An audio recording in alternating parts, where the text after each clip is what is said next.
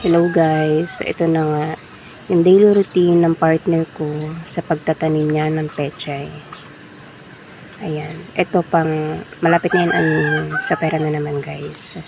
Tapos ayan, bagong hukay niya, pwede na raw yan lipatan ng panibagong punla ng pechay. Ayan, so yung tinatanim niya po pala, hindi po kanyang lupa yan. Nirerentahan niya lang po. So sana soon magkaroon siya ng sariling lupang tatanimin para hindi na siya mag-rent, diba? So, ayan.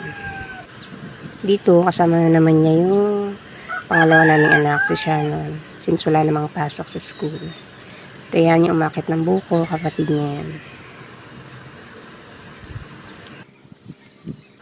Ayan, sikat na naman ang araw. So, dito guys, nung una ayaw niya pang mag-video ng sarili niya.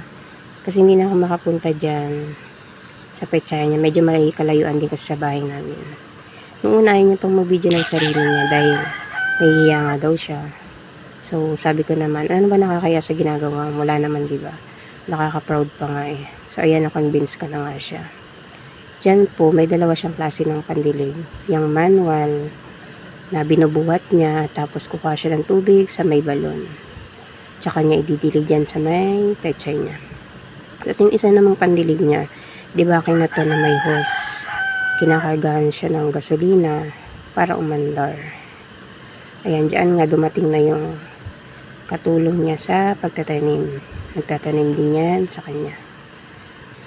Yung pagdidilig niya pala ng pechay guys, 3 beses sa isang araw.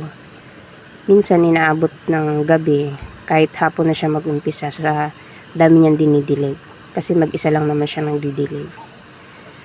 Pero pag bagong lipat daw na punla ng pechay, minsan naglilima siya, lalo pag sobrang init, para daw hindi matutong yung dahon ng pechay. So yan lang guys, yun lang muna for today's video. Love you.